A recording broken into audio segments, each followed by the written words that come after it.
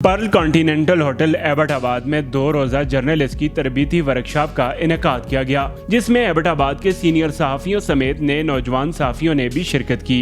इस तरबीती वर्कशॉप का मकसद सहाफ़ियों को खबर बनाना, उसको ब्रेक करना और अपनी खबर को तस्दीक करके अवाम तक पहुँचाना शामिल है। इस वर्कशॉप का दूसरा मकसद सहाफ़ियों को अवाम तक बज़रिया मीडिया, बल्दियाती नुमाइंदों के काम और उनकी जिम्मेदारियों से रोशनास करवाना है। मज़ीद जान लेते हैं इस रिपोर्ट में। अस्सलाम वालेकुम। वालेकुम अस्सलाम। सर थोड़ा सा अपना इंट्रोडक्शन करवा दें। फजलुर रहमान मेरा नाम है और डेर इस्माइल खान से मेरा ताल्लुक़ है।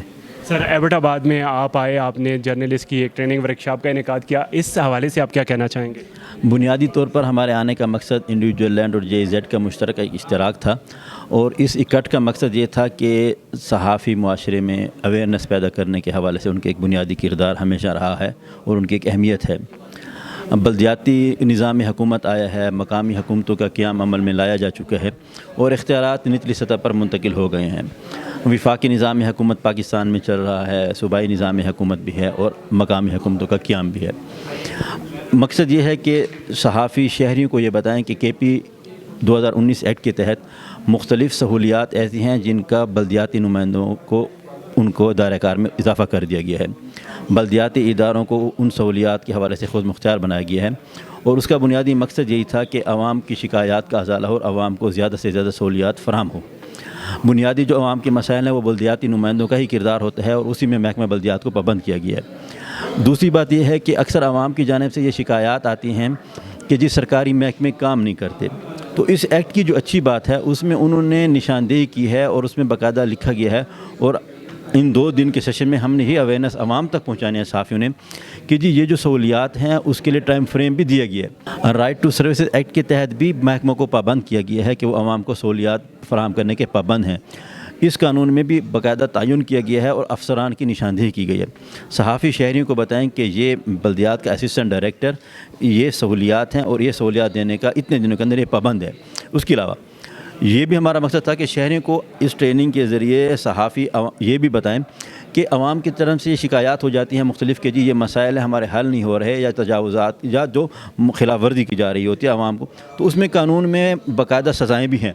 लोकल गवर्नमेंट एक्ट के तहत सज़ाएँ रखी गई हैं कि जी ये काम अगर कोई कर रहा हो, शहरी महकमा भी पाबंद है कि वो उसके ख़िलाफ़ एक्शन ले और अगर महकमा एक्शन नहीं लेता तो शहरी दरख्वास्त दें, निशानदेही करें और शहरियों को भी उसमें बाकायदा वाज़ेह बताया गया कि इसमें ये जुर्माना है, तो जुर्माना भी होगा ताकि शहरों की शिकायत का अज़ाला भी हो। इंडिविजुअल लाइन का बेहतरीन काम है और वो ना सिर्फ एबटाबाद पूरे पाकिस्तान में ये काम कर रहे हैं, लोकल बॉडीज़ के साथ ये काम कर रहे हैं, मुख्तलिफ अदारे इनके साथ। इनकी कोशिश है लोगों के मसाइल लोगों के सतह पे हल हों और जर्नलिस्ट को भी ट्रेन करना कि नया जो निज़ाम है किस तरह लोकल बॉडीज़ के लोगों के साथ आपने डील करने, आवाम के मसाइल आपने उजागर करना है। और सबसे बेहतरीन चीज़ यहाँ सीनियर और जूनियर मिल के काम करें, सोशल और डिजिटल मीडिया और साथ आपका जो रूटीन का मीडिया, TV चैनल, न्यूज़ पे वो सब लोग इकट्ठे बैठे हुए हैं, मिल के काम कर रहे हैं, सीखने का मौका मिलेगा और इंशाअल्लाह ताला ये एक पॉजिटिव स्टेप है क्योंकि ये चीज़ें आप सीखेंगे तो आगे माशरे की तरफ आप लेके जाएंगे। आज हमारी यहाँ पे एबटाबाद में ट्रेनिंग हुई है होटल 1 के ऊपर और बहुत अच्छी ट्रेनिंग रही है जी हम लोगों के लिए, एबटाबाद के लोगों के लिए। क्या मैं तो कहती हूँ ऑल पाकिस्तान में होने चाहिए जितने भी जर्नलिस्ट हैं, क्योंकि इनको किसी की बेस के ऊपर ट्रेनिंग नहीं दी जाती है, ना कोई डिपार्टमेंट देते हैं, ना हुकूमती सतह के ऊपर होता है।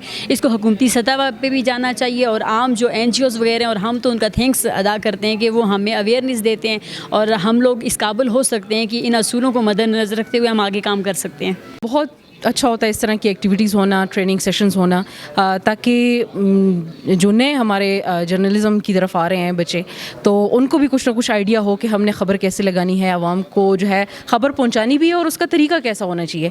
क्योंकि अक्सर औक़ात हम देखते हैं ऐसी हमें भी शिकायत होती हैं कि कुछ TV चैनल्स ऐसे भी होते हैं कि वो सनसनीखेज़ ख़बर को जो है ना उसको ऐसा मुबालग़ा आराई से पेश किया जाता है कि वो आवाम में खौफ और हरास फैला दिया जाता है और वो डिप्रेशन फैल रहा है। तो इन चीज़ों पे ज़रा सा ध्यान देना है कि हमने ख़बर इस अंदाज़ से देनी है कि हमारी जो माशरे का तासुर है वो भी ख़राब ना हो और जो शऊर और आगाही फैलाने वाला काम है वो भी होता रहे। देखें ये जो वर्कशॉप थी 2 रोज़ की थी और एक अच्छी वर्कशॉप थी जर्नलिस्ट के लिए, क्योंकि इसमें ये बताया गया कि आज ही देखें आज जो सेकंड मरहला था हमारा बल्दियाती इलेक्शंस का, उनके नाज़मीन जो हैं और उनके विलेज कौंसल्स के नाज़मीन थे या तहसील नाज़मीन थे, उन्होंने हल्फ उठाया है।